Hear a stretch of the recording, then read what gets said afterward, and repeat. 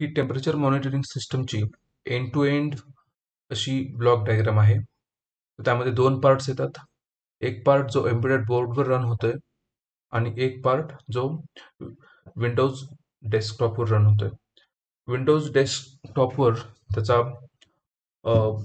UI किंवा processing part आहे आणि एम्बेडेड बोर्डवर जिथे टेम्परेचर डेटा जनरेट होतोय आणि तो जनरेट झालेला टेम्परेचर डेटा विंडोज ॲप्लिकेशनला पाठवला जातोय.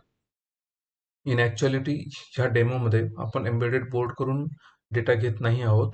हा डेटा एका इम्युलेटरच्या हेल्पने सिम्युलेट केलेला आहे. सो व्हॉट हॅपन्स, टेम्परेचरचा डेटा इम्युलेटर एक व्हर्च्युअली इम्युलेटेड कॉम्पोर्टवर येतोय आणि ते कॉम्पोर्ट आपण विंडोज ॲप्लिकेशनमध्ये त्याला इनिशियलाइज करून तिथून तो डेटा रीड केला जातोय. सो सिरियल कम्युनिकेशन हा जो ब्लॉक दिसतोय that is responsible for that. आणि तो डेटा फर्दर आपण डेटाबेसमध्ये स्टोअर करतोय आणि त्याच्या पुढे त्याच्यावर प्रोसेसिंग कंटिन्युअसली पिरियॉडिकली चालू असते. सो प्रोसेसिंगमध्ये काय आहे तर मल्टिपल फीचर्स आहेत त्यामध्ये. फर्स्ट, होम डिस्प्लेमध्ये होम स्क्रीनवर किंवा लँडिंग पेजवर आपल्याला जो डिस्प्ले दिसतो तिथे टेम्परेचरचा डेटा, त्याचा लाईव्ह स्टेटस, वेदर एररमध्ये आहे की अलार्ममध्ये आहे आणि त्याचे डिफरंट युनिट्स, अशा पद्धतीची माहिती आपल्याला डिस्प्लेवर भेटते. नंतर त्याचे मेन फीचर्स ग्राफमध्ये आपण टाइम वर्सेस टेम्परेचर हा डेटा ग्राफच्या स्वरूपात दाखवलाय. त्यामध्ये user can enter any time interval आणि त्या इंटरवलमध्ये जर काही रेकॉर्ड्स असतील टेम्परेचरचे तर ते ग्राफच्या स्वरूपामध्ये दाखवले जातील. नंतर आहे अलार्म हे फीचर काय करतं तर युजर एंटर्ड जे थ्रेशोल्ड्स आहेत, टेम्परेचर थ्रेशोल्ड्स, सो त्याच्या अगेन्स्ट लाईव्ह टेम्परेचर हे कम्पेअर केलं जातं आणि त्यानुसार ॲप्रोप्रिएट अलार्म हा फ्लॅग होतो, दाखवला जातो आणि त्याचा रेकॉर्डही जनरेट केला जातो. नंतर आहे हिस्ट्री फीचर.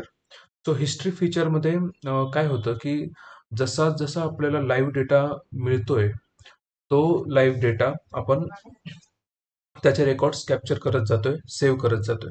अर्थात त्यामध्ये ऑप्टिमायझेशनसाठी एक आपण प्रत्येक येणारा डेटा राईट करत नाहीये. तर if there is significant difference असेल दोन कन्झिक्युटिव्ह रिडिंग्समध्ये तरच तो डेटा रेकॉर्ड केला जातो. आणि अर्थात लॉग इन एक छोटंसं फीचर त्यामध्ये टाकलंय की जेणेकरून सिस्टम सुरू होण्यापूर्वी you have to log in.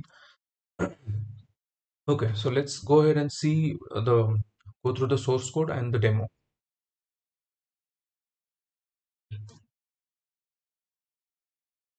Header files आहेत.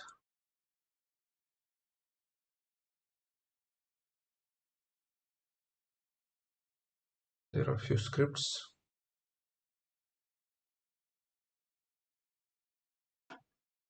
This is the core source files: graph, history, logger.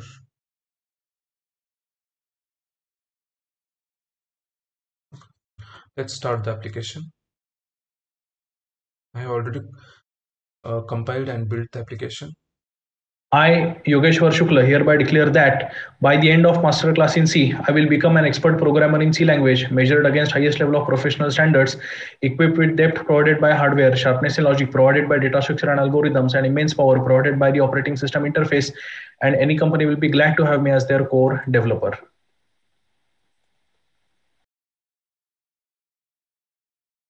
Okay. आपण आता लॉगिन स्क्रीनवर आहोत. त्याला पासवर्ड, युजर नेम आणि पासवर्ड देऊयात. Login successful. So this is the landing page. इथे आपल्याला होम स्क्रीन हायलाइट झालेलं दिसतंय.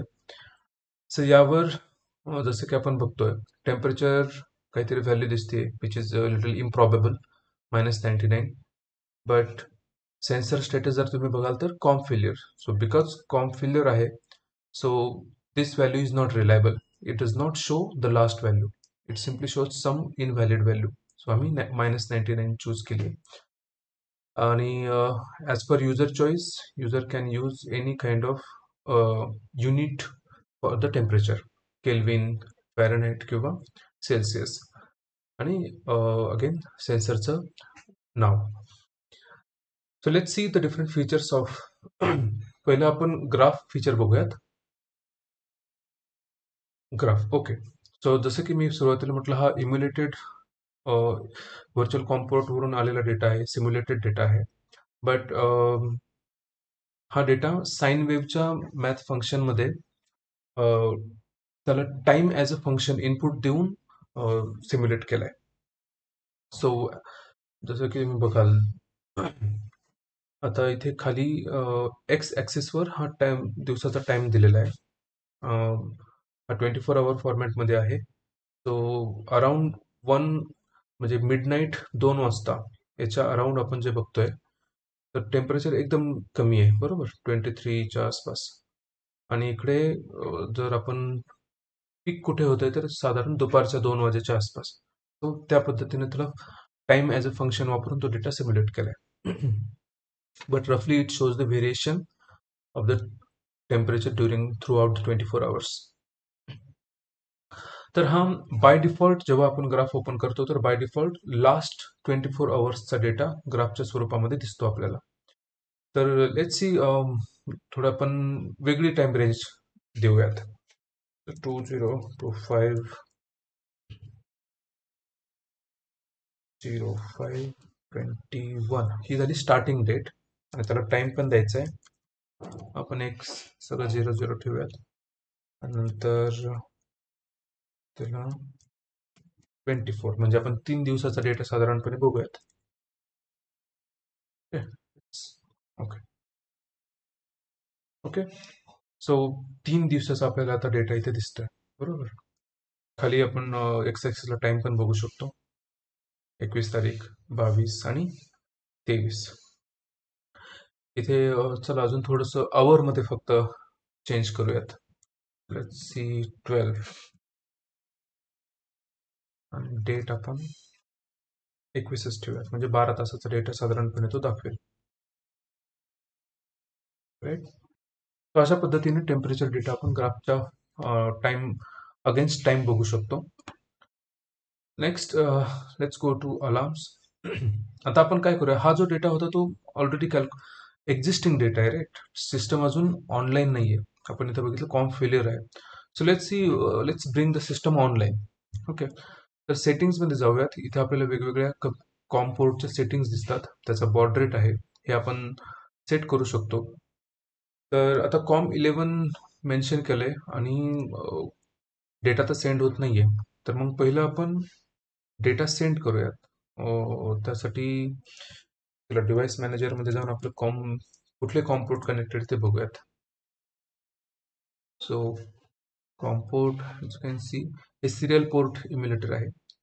यामध्ये 6 आणि 7चा पेअर ऑलरेडी मी तयार करून ठेवलेला आहे. सो 6 आणि 7 हे पेअरमध्ये काम करतात. 6 वरून डेटा पाठवला जातो, 7 वर तो डेटा कॅप्चर केला जातो. ओके. सो 6 आणि 7 करेक्ट. पहिला आपण आता डेटा पाठवला कसा जातो ते मी दाखवतो. There is a script serial sender. इथे सो ही स्क्रिप्ट कॉम6 वर डेटा पाठवते. आपण इथे ती स्क्रिप्ट सुरू करूयात. Okay. Connected to COM6 at 9600 baud rate. त्याने डेटा पाठवायला सुरुवात केली, पण इट स्टार्टेड, पण ऍक्च्युअल डेटा सेंड होतोय का अजून नाही होते. त्यासाठी आपल्याला जो रिसिव्हिंग साईड आहे ती पण बघितली पाहिजे. तर रिसिव्हिंग साईडला आपण जाऊयात. रिसिव्हिंग साईडला काय पाहिजे, तर कॉम7 पाहिजे. Apply setting saved. Let's see. बघितलं,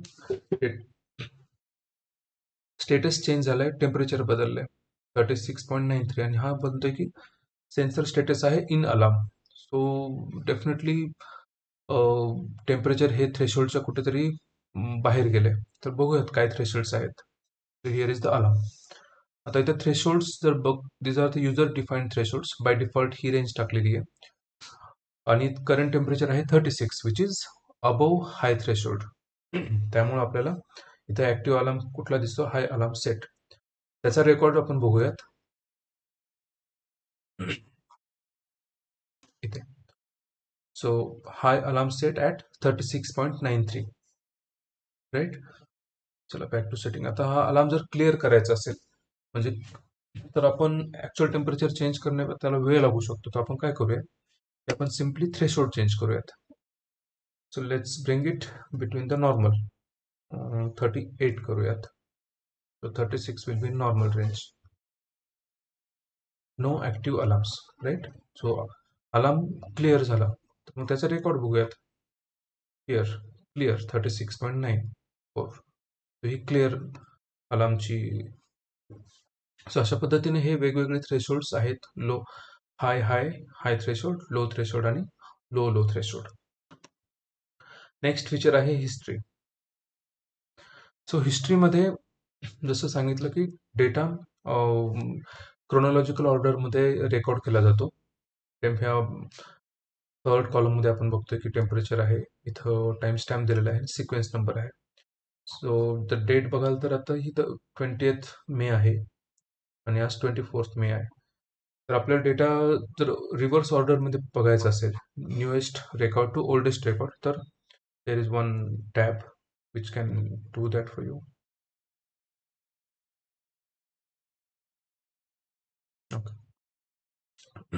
Old, so this is newest to oldest, 24/5, right? So अशा पद्धतीने आपण लेटेस्ट डेटा बघू शकतो. Okay, that's all. So we have went through all the features of temperature monitoring system. Thank you.